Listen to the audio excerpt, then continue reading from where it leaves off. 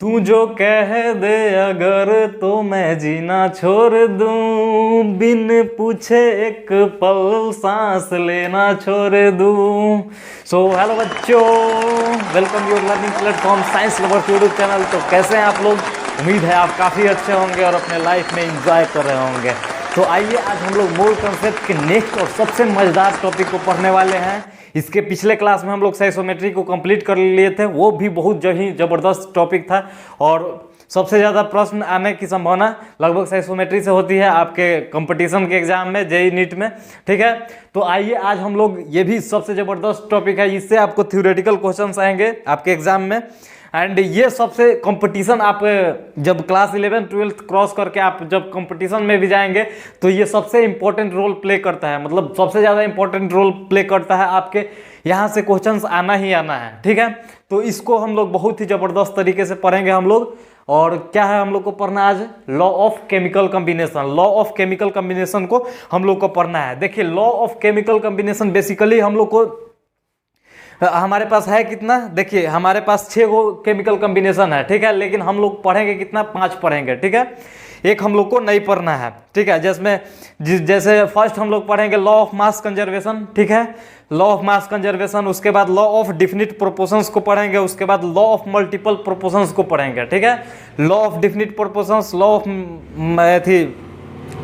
Multiple proportions and Gay-Lussac law पढ़ेंगे, उसके बाद एवोगैड्रो लॉ को पढ़ेंगे। ठीक है, और एक और लॉ है जिसे लॉ ऑफ रेसिप्रोकल प्रोपोर्शंस है, उसको हम लोग पढ़ेंगे, उसको बाद में पढ़ेंगे। ठीक है, तो आइए हम लोग सबसे पहला लॉ पढ़ेंगे जिसमें हम लोग पढ़ना है, जिसको कौन सा लॉ है? देखिए, लॉ ऑफ कंजर्वेशन ऑफ मास को हम लोग पढ़ेंगे। लॉ ऑफ कंजर्वेशन ऑफ मास को पढ़ेंगे। तो आइए इसको हम समझते हैं। देखिए, लॉ ऑफ कंजर्वेशन क्या है, इसको समझते हैं हम लोग एक बहुत ही फनी अंदाज में। ठीक है, मजेदार। जैसे अगर आप देखिए, लॉ ऑफ कंजर्वेशन ऑफ मास क्या है, इस चीज को समझने से पहले आप देखिए, जैसे मैं लॉ ऑफ कंजर्वेशन ऑफ मास कौन दिया था? लेवोजियर। ये बात आप याद रखेंगे कि आपको, आप जब जाइएगा एसएससी या किसी अदर रेलवे या किसी भी एग्जाम में जाइएगा तो अधिकतर आपसे ये पूछ देगा कि लॉ ऑफ कंजर्वेशन ऑफ मास कौन दिया था। तो इस चीज को आप लोग याद रखेंगे। ठीक है, वो हमारे लेवोजियर साहब थे, वो दिए थे law of conservation of mass. It is proposed by कौन? लेवोजियर। यहाँ पे लिखा गया है लेवोजियर। ठीक है, यहाँ पे हम लोग लिख चुके हैं लेवोजियर ने ये मतलब दिए थे हम लोग को लॉ ऑफ कंजर्वेशन ऑफ मास। ठीक है, देखिए इसको हम लोग सिंपली भाषा में पहले समझ लेते हैं। ठीक है, जैसे देखिए, लॉ ऑफ कंजर्वेशन ऑफ मास क्या होता है कि देखिए क्या बोलता है law of conservation of mass? Mass can neither be generated और नॉर बी डिस्ट्रॉयड। मतलब मास ना तो हम लोग जनरेट कर सकते हैं और ना ही उसको हम लोग बर्बाद कर सकते हैं। मास जो होता है ना, वो कंजर्व होता है। मास को ना तो जनरेट किया जाता है और ना ही उसे बर्बाद कर सकते हैं हम लोग। ठीक है, यानी मास क्या है? कंजर्व है, बस इधर से उधर होता है, बस। और क्या, जैसे आप अगर आप कभी लव किए होंगे या फ्यूचर में आप करेंगे तो उसमें देखेंगे कि आप की वाली की कुछ दिन तो मतलब ठीक ठाक चलेगा, और कुछ दिन बाद होता है कि क्या होता है कि या तो आपका रिप्लाई आना स्लो हो जाएगा या फिर रिप्लाई ही नहीं आएगा। ठीक है, या तो आप पर रिप्लाई ही नहीं आएगा, नहीं तो रिप्लाई आना स्लो हो जाएगा। इसका ये कतई मतलब नहीं है कि उसके दिल से प्यार ही खत्म हो गया है, ऐसा बिल्कुल नहीं होता है, क्योंकि प्यार कभी खत्म नहीं होता है। प्यार केवल एक बाबू सोना को छोड़ के दूसरे बाबू सोना पे ट्रांसफर होता है। प्यार कभी खत्म नहीं होता है। उसके दिल के अंदर से प्यार जितना पहले था उतना अब भी है, बट वो आपके लिए नहीं, अब वो किसी और के लिए है। ठीक है, इसका मतलब सेम इसी चीज को फॉलो करता है हमारे law of conservation of mass. Mass को ना तो हम कभी खत्म होता है और ना ही उसको हम लोग बना सकते हैं। ठीक है, इसी चीज से तो आई होप कि आप कुछ सिंपल लैंग्वेज में समझे होंगे। अब आते हैं हम लोग टॉपिक पे। ठीक है, ठीक है, देखिए क्या बोल रहा है law of conservation of mass. In any chemical reaction total mass is always conserve. मतलब किसी भी केमिकल रिएक्शंस में, देखिए यहाँ वहाँ कंजर्वेशन ऑफ लव की बात कर रहे थे और यहाँ हम लोग कंजर्वेशन ऑफ मास की बात करेंगे। ठीक है, देखिए कंजर्वेशन ऑफ मास में होता क्या है, मतलब यहाँ पे केमिकल रिएक्शंस के अंदर बात करेंगे हम लोग, उसमें लव के अंदर बात कर रहे थे। ठीक है, देखिए क्या होता है, देखिए कोई भी केमिकल रिएक्शन होता है ना, कोई भी केमिकल रिएक्शन होता है तो उसका मास जो होता है कंजर्व होता है। मतलब after reaction and before reaction मास जो होता है वो क्या होता है? कंजर्व होता है। ठीक है, तो वही चीज यहाँ पे लिखा गया है कि इन एनी केमिकल रिएक्शन, मतलब किसी केमिकल रिएक्शंस में total mass is always conserve, मतलब टोटल मास जो होता है वो कंजर्व होता है, ठीक है, हमेशा कंजर्व होता है, मतलब घट बढ़ कभी नहीं होता है, ठीक है। अब देखिए, अब उसी को सेम अदर मतलब लैंग्वेज में लिखा गया है, वही सिंपल लैंग्वेज में हम लोग जैसे mass can neither be generated and nor be destroyed, mass को ना तो पैदा किया जाता है और ना ही उसे बर्बाद कर सकते हैं, ठीक है। तो उम्मीद है इसको हम समझ गए होंगे। वही अब आपको ये लिखा गया है, देखिए total mass of reactant is equal to total mass of product, मतलब जो रिएक्शन सम में दिया रहेगा उसमें रिएक्टेंट का जो टोटल मास होगा वो प्रोडक्ट में जब रिएक्शन होने के बाद जो प्रोडक्ट बनेगा उसका भी मास क्या होगा, इक्वल होगा, सेम ही होगा, मास जो होगा क्या होगा, इक्वल ही होगा हमेशा, ठीक है। जैसे में हम लोग एक एग्जाम्पल्स ले लेते हैं, ठीक है। एग्जाम्पल हम लोग क्या लेंगे, जैसे हम लोग मान लीजिए कि एग्जाम्पल वो ले लेते हैं, क्या लेंगे, जैसे हम लोग मान लीजिए कि ये N2 गैस ले लिए, ठीक है, ये N2 हम लोग गैस ले लिए प्लस 3H2, ये भी क्या है, गैस है, 3H2 गैस हो गया, ये मिल के क्या बना लिया, ये रिएक्शंस करके क्या बनाएगा, 2NH3 यानी अमोनिया बना लेगा, 2 मोल अमोनिया बना लेगा, ये भी होता है गैस, ठीक है। अब देखिए, अब यहाँ से जब हम लोग शुरू करेंगे, बात करते हैं इसके बारे में, तो ये देखिए, ये जो है ये कितना मोल है, ये 1 मोल है, H2 कितना है, H2 3 मोल है, H2 3 मोल है, ठीक है। और देखिए अमोनिया कितना मोल है, अमोनिया 2 मोल है, ठीक है, अमोनिया कितना मोल है, 2 मोल है। ये तो हम लोग मोल्स के टर्म में बात कर लिए। अब हम लोग इसके वेट के टर्म में अगर बात करेंगे हम लोग, तो देखिए नाइट्रोजन का वेट कितना होता है, 14 होता है, और यहाँ पे कितना नाइट्रोजन है, 2 नाइट्रोजन है, तो 14 दूना 28, ये 28 ग्राम हो गया, ठीक है। और 3 दूना 6 ग्राम क्या हो गया, हाइड्रोजन हो गया, 6 ग्राम क्या हो गया, हाइड्रोजन हो गया। अब देखिए अमोनिया का अब हम लोग वेट निकालेंगे, तो देखिए अमोनिया का वेट निकालेंगे तो ये 2 मोल अमोनिया है, 1 मोल अमोनिया का वेट कितना होता है, 14 और 3 17 होता है, यानी 14 नाइट्रोजन का और 3 गो हाइड्रोजन का, तो 14 3 17, 17 दूना 34, ठीक है। तो देखिए अब इधर से देखिए रिएक्शंस जो रिएक्टेंट है इसका मास हम लोग टोटल मास कितना है, रिएक्टेंट जो है, देखिए ये रिएक्टेंट है और रिएक्टेंट के बाद जो रिएक्शन हुआ है, और रिएक्शन के बाद क्या बना है, प्रोडक्ट बना है, तो प्रोडक्ट बना है। अब देखिए तो रिएक्टेंट का जो टोटल वेट है, टोटल मास देखिए टोटल मास जो रिएक्टेंट का है वो कितना है, 28 और 6 34 ग्राम है, ठीक है। और देखिए प्रोडक्ट का जो टोटल मास है वो कितना है, प्रोडक्ट का टोटल मास 14 3 17, 17 दूना 34, 34 ग्राम क्या है, प्रोडक्ट का मास है, 34 ग्राम प्रोडक्ट का मास है। तो देखिए मास जो है आफ्टर मतलब before reaction and after reaction क्या है, कंजर्व है कि नहीं, मतलब रिएक्शन होने से पहले और रिएक्शन होने के बाद जो मास है वो क्या है, कंजर्व है, यानी क्या है, मास कंजर्व है। तो यही है मास कंजर्वेशन। अब देखिए इसका नेक्स्ट हम लोग एक नोट में देखेंगे, देखिए नोट क्या बोल रहा है हम लोग को, देखिए law of conservation of mass is the basis for balancing chemical reaction, मतलब देखिए लॉ ऑफ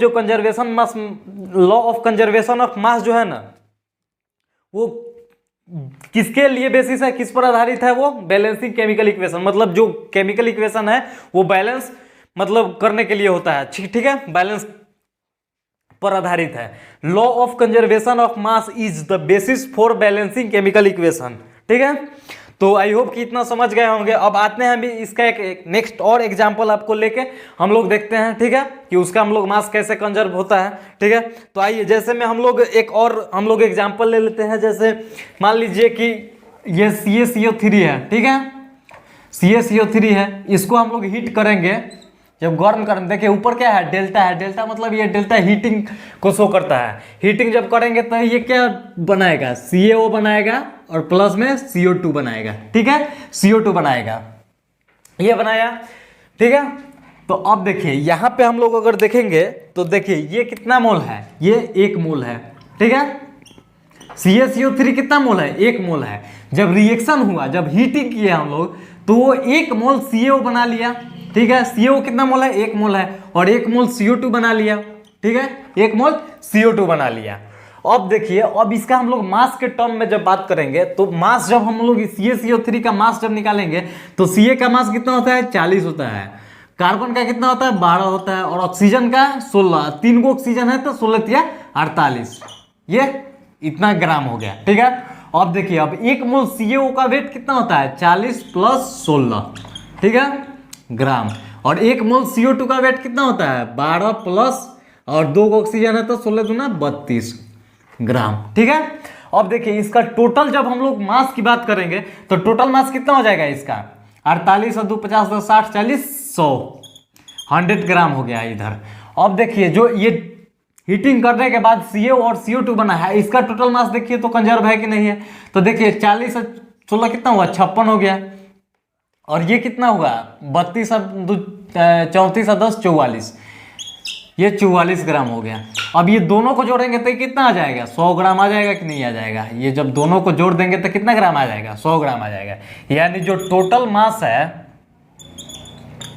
टोटल मास क्या है before reaction and after reaction क्या है कंजर्व है, यानी यही है कंजर्वेशन ऑफ मास। ठीक है, तो आई होप कंजर्वेशन ऑफ मास समझ गए होंगे। अब इसका एक लिमिटेशन है। ठीक है, लिमिटेशन को देख लेते हैं कि लिमिटेशन क्या होता है। देखिए ये जो कंजर्वेशन ऑफ मास है ना ये न्यूक्लियर रिएक्शन पर अप्लीकेबल नहीं होता है। देखिए इट इज देखिए not applicable on nuclear reaction, ये न्यूक्लियर रिएक्शन पर अप्लीकेबल नहीं होता है। ठीक है, न्यूक्लियर रिएक्शन पर अप्लीकेबल नहीं होता है, इसलिए हम लोग there we can apply law of conservation of mass and energy. देखिए न्यूक्लियर रिएक्शन पर क्यों नहीं अप्लाई होता है, क्योंकि वहां पे कभी एनर्जी और मास दोनों चेंज होते रहते हैं। ठीक है, तो वहां पे जो अप्लीकेबल होता है वहां पे हम लोग conservation of mass and energy applicable होता है। वहां पे क्या अप्लीकेबल होता है कंजर्वेशन ऑफ मास और एनर्जी। ठीक है, वहां पे देखिए न्यूक्लियर रिएक्शन में मास और एनर्जी दोनों की बात होती है, इसीलिए वहां पे conservation of mass and energy दोनों अप्लीकेबल होता है। ठीक है, तो यही इसका लिमिटेशन है कि ये not applicable on nuclear reaction, मतलब कंजर्वेशन जो ऑफ मास जो है वो न्यूक्लियर रिएक्शन पर अप्लीकेबल नहीं होता है। और देखिए इसके बारे में डिटेल्स हम लोग आगे पढ़ेंगे न्यूक्लियर रिएक्शंस के बारे में। ठीक है, इस पर ज़्यादा हम लोग अभी रिसर्च नहीं करेंगे। ठीक है, तो आई होप कि आप समझे होंगे। अब आइए हम लोग नेक्स्ट लॉ को पढ़ेंगे, जिसमें नेक्स्ट लॉ हम लोग को पढ़ना है लॉ ऑफ डिफिनिट प्रोपोर्शन। तब तक के लिए इसको आप राइट डाउन कर लीजिए और देखिए जब भी आप पढ़िए तो आप कॉपी कलम लेके बैठिए ताकि आपको एकदम रियल जैसे क्लास ऑफलाइन क्लास का फीलिंग है, तो आप साथ में साथ राइट डाउन करते चलिएगा तो आपको ज़्यादा समझ में आएगा। ऐसे आपको लेक्चर देखने से ज़्यादा कुछ समझ में नहीं आएगा, तो आप वीडियो पॉज करके और राइट डाउन कर सकते हैं। ठीक है, अब आते हैं हम लोग नेक्स्ट टॉपिक पे। ये बाबू अब हम लोग नेक्स्ट लॉ को पढ़ेंगे। ठीक है, देखिए नेक्स्ट लॉ क्या है। नेक्स्ट लॉ हम लोग का है लॉ ऑफ डिफिनिट प्रोपोर्शंस, या इसी को लॉ ऑफ कांस्टेंट प्रोपोर्शंस भी बोला जाता है। ठीक है, लॉ ऑफ डिफिनिट प्रोपोर्शंस या लॉ ऑफ कांस्टेंट प्रोपोर्शन भी इसको बोला जाता है। इसको कौन दिया था, इसको जो देने वाले हमारे साइंटिस्ट थे वो थे जोसेफ प्राउस्ट। ठीक है, इस चीज़ को भी ध्यान में हम लोग रखेंगे, ये काफ़ी काम आने वाली चीज़ है। जब आप कॉम्पिटेटिव एग्जाम देंगे तो उसमें आपसे पूछ सकता है। ठीक है, कौन दिया था लॉ ऑफ डिफिनिट प्रोपोर्शंस, कौन दिए थे जोसेफ प्राउस्ट दिए थे, जोसेफ प्राउस्ट दिए थे। ठीक है, अब आइए इस हम लॉ को समझेंगे। ठीक है, देखिए law of definite proportions basically इसको हम लोग देखिए क्या होता है। जैसे आप एक बहुत पहले एक मूवी आया था, सनी देओल का मूवी था जीत। ठीक है, जिसमें एक गाना था, बहुत ही अच्छा गाना था, एक तू धरती पे चाहे जहाँ भी रहोगी हम तुम्हारे खुशबू से पहचान लेंगे। ठीक है, सेम उसी यही लॉ को वो फॉलो करता है। ठीक है, जैसे इसमें क्या है, तुम धरती पे चाहे जहाँ भी रहोगे हम तुम्हारे रेशियो से पहचान लेंगे। ठीक है, रेशियो इसका सेम होता है चाहे कहीं भी हो। जैसे अब इसको हम लोग समझेंगे। ठीक है, अब देखिए इस क्या बोलता है, इन एनी कंपाउंड, किसी कंपाउंड में the ratio of mass of component elements is always same irrespective of their source of origin. मतलब बोल रहा है ना कि किसी कंपाउंड में जो एलिमेंट का रेशियो है ना, mass of ratio of element, किसी कंपाउंड में जो एलिमेंट का रेशियो होता है mass of element of ratio. ठीक है, मास ऑफ एलिमेंट मतलब एलिमेंट का जो मास होता है ना वो फिक्स होता है। ठीक है, मास ऑफ फिक्स होता है, हमेशा फिक्स होता है। इरेस्पेक्टिव मतलब irrespective the source of origin, मतलब वो कहीं किसी भी सोर्स से लिया गया हो। ठीक है, किसी भी सोर्स से लिया गया हो तो उसका जो मास का रेशियो होता है वो फिक्स ही होता है। जैसे आप एग्जांपल में ले लेंगे, हम लोग एग्जांपल में मान लीजिए कि हम लोग क्या ले लिए, वाटर ले लिए। ठीक है, वाटर ले लिए, ये एग्जांपल में हम लोग वाटर ले लिए। ठीक है, वाटर ले लिए तो वाटर का फॉर्मूला क्या होता है, वाटर का फॉर्मूला होता है H2O, H2O होता है, H2O होता है। अब देखेंगे हम लोग इसमें H2O, तो ये जो H है ये कितना ग्राम इसमें है, इसका वेट 2 ग्राम, और ऑक्सीजन का कितना है 16 ग्राम है, ऑक्सीजन का 16 ग्राम है, ठीक है। तो अब यहाँ से हम लोग देखेंगे कि जो H/1, H/1 का जो रेशियो है ये कितना होगा, तो 2:16, 2:16, ठीक है, 2:16। अब यहाँ से जब कट करेंगे तो कितना आ जाएगा 1:8, 1:8। ये 1:8 क्या बता रहा है, 1:8, 1:8 क्या बता रहा है कि आप कहीं से भी अगर वाटर लाइएगा, कहीं से पानी लाइएगा, जैसे नली, गरहा गुरुही, नदी, समुंदर, कहीं से अगर आप पानी लाइएगा तो वहाँ उस पानी में हाइड्रोजन और ऑक्सीजन का जो मास का रेशियो होगा वो 1:8 के अनुपात में होगा, 1:8 के अनुपात में होगा, ठीक है, 1:8 के रेशियो में होगा। मतलब आप कहीं से लाइए, नली, गरहा, समुंदर, महासागर, कहीं से भी लाइएगा वाटर, तो उसका जो मास का रेशियो होगा, हाइड्रोजन और ऑक्सीजन का जो रेशियो होगा उसमें, वो 1:8 के रेशियो में होगा। सेम उसी प्रकार से अगर कोई और चीज ले सकते हैं, जैसे हम लोग एग्जाम्पल में कुछ और ले ले, जैसे एक और एग्जाम्पल ले लेते हैं हम लोग, कार्बन डाइऑक्साइड ले लेते हैं, ठीक है, CO2 ले लेते हैं, CO2 ले लिए। अब देखिए CO2 जो है इसमें कार्बन कितना ग्राम है, कार्बन 12 ग्राम है, ठीक है, 12 ग्राम, ठीक है, और ऑक्सीजन कितना ग्राम है, ऑक्सीजन 16 दूना 32 ग्राम है, ऑक्सीजन कितना ग्राम है 32 ग्राम है। देखिए 32 ग्राम ये है, ऑक्सीजन है। तो अब देखेंगे हम लोग इसका C/O का रेशियो कितना हो जाएगा, 12:32 हो जाएगा, 12:32 हो जाएगा। जब यहाँ से कट करेंगे, कितना से 4 से कट किए तो हम लोग 4×12 और 8×32, यानी 3:8 का रेशियो आया, 3:8 का रेशियो आया। देखिए तो इसका मतलब क्या है, 3:8 का मतलब क्या है बता रहा है कि आप मतलब कहीं से कार्बन डाइऑक्साइड को कंसीडर कीजिएगा। जैसे आप मान लीजिए कि 10 आदमी है, ठीक है, 10 लड़का है, उस 10 के जो फेफड़े से निकलने वाला कार्बन डाइऑक्साइड है, चूंकि हम तो लेते हैं हम लोग ऑक्सीजन है, छोड़ते तो कार्बन डाइऑक्साइड ही ना है, तो जो कार्बन डाइऑक्साइड है उसका जो रेशियो लेंगे वो 10 आदमी का, ठीक है, उसका जो रेशियो लेंगे वो उसमें कार्बन का और ऑक्सीजन का रेशियो कितना आएगा, 3:8 के अनुपात में आएगा। वो हमेशा एकदम, ये कहीं चेंज नहीं हो सकता है। और आपकी वाली का भी जो कार्बन डाइऑक्साइड का जो रेशियो होगा उसमें कार्बन और हाइड्रोजन ऑक्सीजन का जो रेशियो आएगा वो 3:8 के ही रेशियो में आएगा, ठीक है। तो आई होप इतना आप समझे होंगे। अब देखिए, अब इसका कुछ लिमिटेशंस भी होता है जिसको हम समझते हैं। देखिए हर चीज़ का कुछ ना कुछ एडवांटेज और उसका कुछ ना कुछ लिमिटेशंस होता ही है, ठीक है। तो इसका भी लिमिटेशंस है जिसको हम लोग समझते हैं। देखिए इसका फर्स्ट लिमिटेशंस क्या बोल रहा है, does not apply on compounds which involve different isotopes of any element.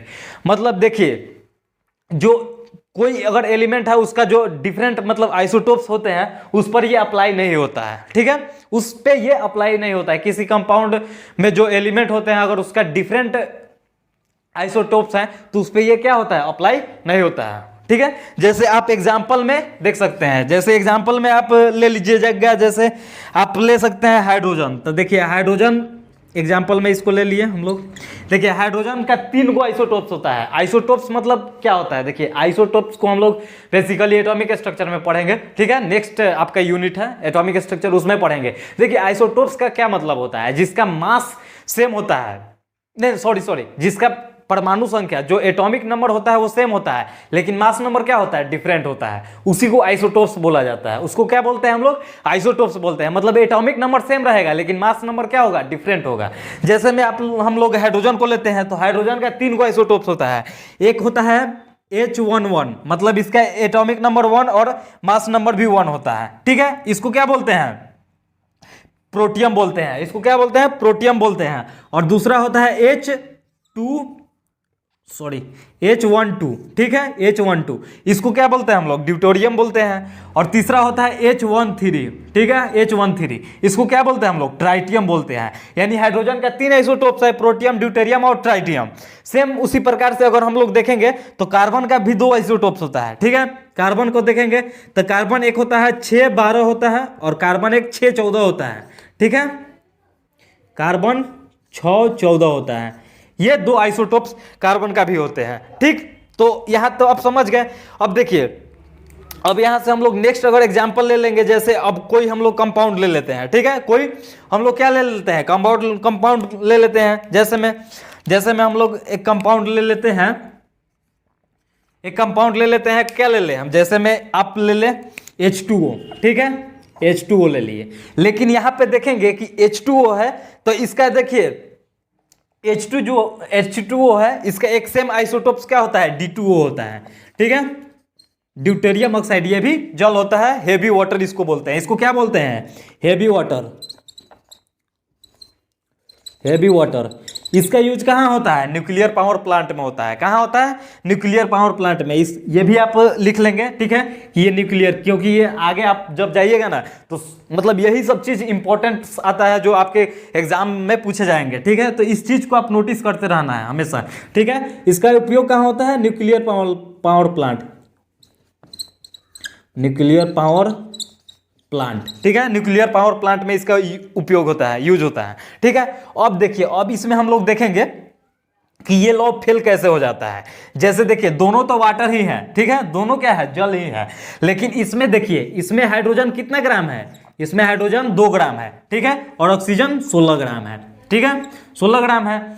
और इसमें देखेंगे हम लोग तो इसमें मतलब यहाँ पे जो D है इसका मतलब क्या है, ये D2O है, तो ये ड्यूटेरियम ऑक्साइड है, ठीक है। तो इसका जो वेट है ये कितना ग्राम होगा, 4 ग्राम होगा, और ये 16 ग्राम होगा, ठीक है। इसका वेट कितना होगा, 4 ग्राम होगा, ठीक है, वेट क्या है, 4 ग्राम, ठीक है। यहाँ पे देखिए, इसका जो वेट है, मान लीजिए इसका मास नंबर कितना हो जाएगा, 4 होगा, ठीक है। इसका मास नंबर क्या हो जाएगा, इसका देखिए, ये बेसिकली हाइड्रोजन ही है, लेकिन इसका मास नंबर कितना होगा, 2 होगा। लेकिन यहाँ पे 2 को हाइड्रोजन है, ठीक है, तो 2 दूना 4 इसका मास नंबर हो गया, तो 4 ग्राम ये कर रहा है, और ऑक्सीजन कितना है, 16 ग्राम कंसीडर कर रहा है, ठीक है। अब देखिए, अब इसमें देख रहे हैं हम लोग कि इसको जब कट करेंगे तो ये आ जाएगा 1:8, मतलब 1:8। इसका मतलब H/O का रेशियो कितना आ जाएगा, 1:8, ठीक है। और सेम उसी प्रकार से अगर इसको हम लोग कट करेंगे तो कितना आ जाएगा, D/O का रेशियो कितना आ जाएगा, 1:4। तो ये लॉ तो फेल गया, ये फेल हो गया ना, क्योंकि इसमें देखिए दोनों ही वाटर ही है, लेकिन इसमें हाइड्रोजन और ऑक्सीजन का रेशियो कितना आ गया, 1:1, 1:8 आ गया, 1:8 आ गया। इसमें कितना आ गया, 1:4 आ गया, 1:4 आ गया। तो यहाँ पे ये लॉ फेल हो जाता है, ठीक है। तो आई होप इतना समझे होंगे। अब देखिए, अब हम लोग एक और मान लीजिए कि एक और हम लोग जैसे एग्जांपल ले लेते हैं। जैसे अगर इससे आप क्लियर नहीं हुआ होगा तो नेक्स्ट एग्जांपल में आप समझ सकते हैं, ठीक है। जैसे एक और एग्जांपल हम लोग ले लिए, जैसे कार्बन की हम लोग जब बात करेंगे तो एक होता है कार्बन 12 वाला होता है, एक 6-12, तो ये CO2, ठीक है। और एक होता है एंड कार्बन 14 CO2, इसका मास नंबर कितना है, 14 है, और इसका 12 है। अब देखिए, अब इस लॉ के जब बात करेंगे तो इसमें देखिए ये कितना कंटेंट कर रहा है, ये जो है कितना ग्राम कंटेंट कर रहा है, 12 ग्राम, ठीक है। और ऑक्सीजन कितना कंटेंट कर रहा है, 32 ग्राम, ठीक है। और इसमें देखेंगे तो ये 14 ग्राम कंटेंट कर रहा है, और ये 32 ग्राम कर रहा है। तो यहाँ से जब कट करेंगे तो 4×3 12 और 4 32, 3:8। C और O का रेशियो कितना आ जाएगा, 3:8 के रेशियो में आ जाएगा, ठीक है। और यहाँ पे देखेंगे तो कितना आ जाएगा, यहाँ से जब कट करेंगे तो आ जाएगा 7:16, यानी 7:16। ये 7:16 के रेशियो में ये कर रहा है, ठीक है, 7:16, ठीक है। तो यहाँ पे देख रहे हैं कि दोनों कार्बन डाइऑक्साइड की ही बात कर रहा है, दोनों कार्बन डाइऑक्साइड की बात कर रहा है, लेकिन ये आइसोटोप्स होने के कारण ये जो है रेशियो, इसका मास का जो एलिमेंट के जो मास का रेशियो है, यानी कार्बन और ऑक्सीजन का मास का जो रेशियो है वो सेम नहीं है, ये डिफरेंट हो गया है। तो यहाँ पे लॉ क्या है, फेल हो जाता है, ठीक है। तो ये हम लोग का लिमिटेशन हो गया। और हम लोग इसका अगला लिमिटेशंस को देखते हैं। इसका एक अगला नेक्स्ट लिमिटेशंस भी है, दूसरा लिमिटेशंस भी है, इसको हम लोग देखते हैं। देखिए अगला लिमिटेशंस क्या बोल रहा है कि if 2 compounds have same ratio of mass of element this law fails. मतलब देखिए क्या बोल रहा है कि यदि दो कंपाउंड है जिसका मास, जिसमें एलिमेंट का जो मास का रेशियो है वो सेम है, मास का रेशियो सेम है बट कंपाउंड अलग अलग है, तो यहाँ पे ये रूल जो है ना ये फेल कर जाता है, यहाँ पे ये रूल फेल कर जाता है, law of definite proportions fail कर जाता है, वायलेट कर देता है। ठीक है, जैसे मैं आप एग्जांपल्स को ले लेंगे, हम लोग एग्जांपल ले लेंगे। जैसे मान लीजिए कि हम लोग कुछ एग्जांपल ले लिए, जैसे हम एग्जांपल ले लिए C2H6O, ठीक है, C2H6O ऑक्सीजन ले लिए, इतना ले लिए। अब देखिए, अब इसमें हम लोग जब देखेंगे कि कार्बन, हाइड्रोजन और ऑक्सीजन का रेशियो कितना के रेशियो में आ रहा है, तो देखिए ये कितना 2 ग्राम और ये कितना रहेगा, सॉरी एक सेकंड, ये 24 ग्राम, ये 6 ग्राम और ये 16 ग्राम। ठीक है, अब देखिए यहाँ पे हम लोग रेशियो इसका देखेंगे, मास का रेशियो जब कट करेंगे तो कितना आ जाएगा, लगभग आ जाएगा ये आ जाएगा 12, ये 3 और ये 8, यानी 12:3:8 के रेशियो में इसका मास का रेशियो आ गया।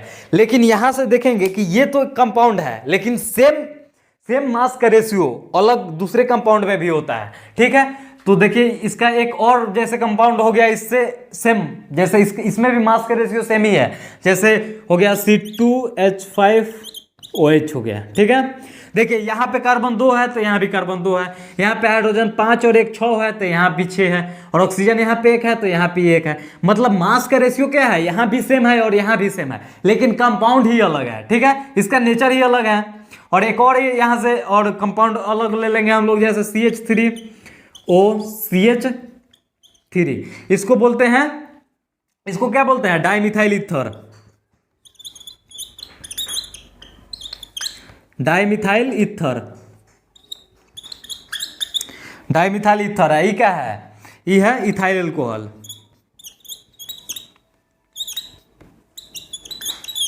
इथाइल एल्कोहल है, ये क्या है, इथाइल एल्कोहल, ये डाइमिथाइल ईथर है। लेकिन देखेंगे तो इसमें भी हाइड्रोजन कितना है, 6 है, कार्बन कितना है, 1 और 1 2 है, और ऑक्सीजन कितना है, 1 है, ऑक्सीजन 1 है। मतलब देखिए इसमें भी ये अलग अलग दोनों, ये तीनों अलग अलग कंपाउंड है, लेकिन जो मास का रेशियो है, एलिमेंट का मास का रेशियो है वो सेम है।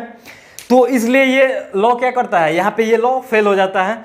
तो आई होप कि आप इसको भी आसानी से समझ गए होंगे। ये हम लोग का ये 2 लॉ पढ़ लिए और हम लोग अब नेक्स्ट क्लास में पढ़ेंगे। और तब तक के लिए थैंक यू वेरी मच। और अगर वीडियो आपको समझ में आए, अगर लेक्चर पसंद आए तो हमारे चैनल को सब्सक्राइब कर ले, और ताकि आपको नोटिफिकेशन मिलता रहे हर वीडियो का। और अगर आप घर में बड़े हैं तो अगर आपके घर में छोटे छोटे भाई बहन हैं तो उनको भी बता सकते हैं। आप क्लास 11th और 12th का केमिस्ट्री इस पर बहुत ही बेहतरीन तरीके से एकदम बेसिक से हाई लेवल तक हम लोग पढ़ेंगे, तो आप पढ़ सकते हैं। तो I hope, thank you very much, love you.